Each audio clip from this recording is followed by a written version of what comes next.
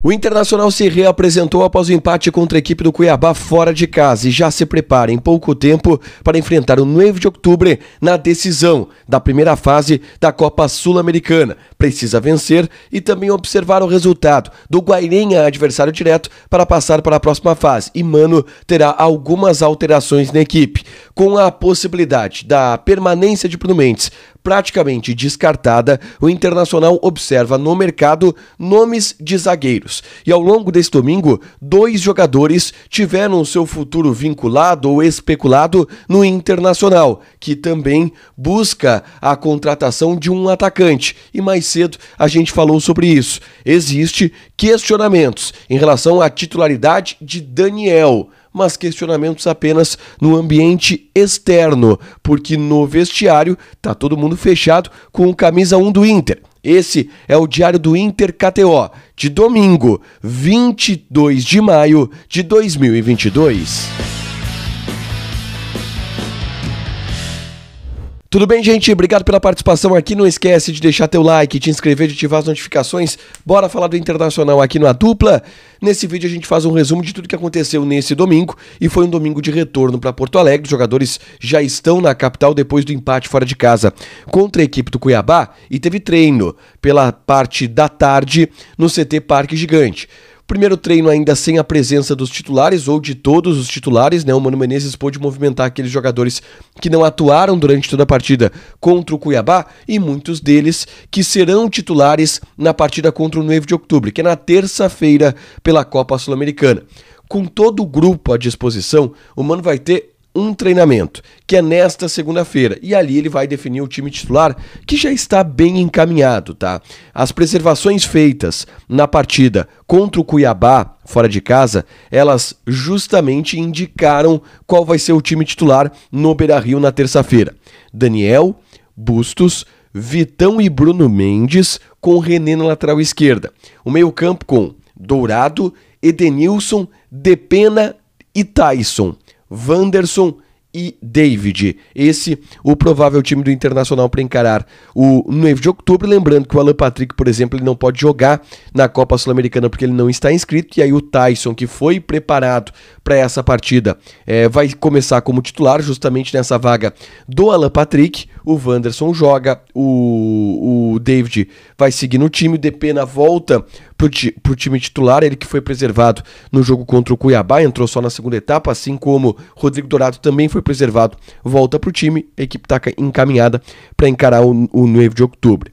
Próximo assunto que eu trago aqui é ainda em relação à lista de titulares do Internacional, porque depois do jogo contra o Cuiabá, a gente vê, principalmente em redes sociais, a gente vê principalmente no ambiente do torcedor, uma contestação sobre a titularidade do Daniel.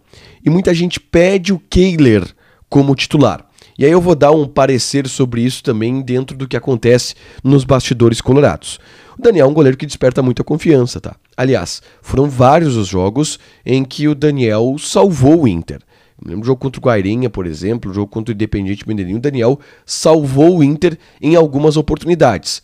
O Daniel, e agora a gente está conhecendo bem ele, é a segunda temporada do Daniel como titular. Ele assumiu a titularidade ao longo da última temporada, antes ele jogava muito pouco. A gente está vendo que o Daniel é um goleiro de milagres, de defesas absurdas, mas que em alguns momentos dá uma falhada. Eu comparo com o Klemer. O Klemer era assim, vocês lembram? O Klemer de vez em quando desligava o disjuntor e tomava um frango. Mas, quando precisava ou quando apertava, ele ia lá e salvava o time. O grande problema é que o Daniel teve essas falhas em alguns momentos decisivos. Como, por exemplo, o jogo contra o Globo, onde ele toma aquele gol de falta, aquele frango. O jogo contra o Grêmio, no Beira-Rio, dos 3-0. Ele toma um frango, né, no chute do Bitelo. Agora contra o Cuiabá, na falta do Valdívia, ele aceita também o frango. Em momentos decisivos das partidas. E aí isso, claro, conta contra o Daniel. Mas dentro do ambiente do Internacional existe um respaldo a ele. O Kehler é um baita goleiro. Para vocês terem uma ideia, o ano passado, os 2 goleiros com Maior número de defesas difíceis no Campeonato Brasileiro foram Daniel e Kehler, os dois goleiros do Internacional. O Inter está muito bem servido de goleiros. Mas ainda a posição é do Daniel, eu diria até de maneira indiscutível, tá? O Kehler é um goleiro que vai ser trabalhado para o futuro, ele não é muito jovem, né? Ele tem 24, 25 anos já, o Kehler. O Daniel já tem 28, o Inter demorou nesse processo de lançar esses goleiros que são muito bons, mas o Daniel, ele não vai sair do time. É óbvio que existe uma contestação, mas se ele tem a confiança do Mano, tem a confiança do Daniel Pavan, que é o preparador de goleiros com certeza, da direção do Internacional que acredita muito no Daniel, não deverá sair do time, não é essa uma possibilidade trabalhada lá dentro. No mercado de transferências, o Inter já começa a observar algumas situações, porque sabe, por exemplo, que a possibilidade de permanência do Bruno Mendes ela é quase inviável, é muito difícil que o Inter permaneça com o Bruno Mendes, né? Que deve voltar para o Corinthians.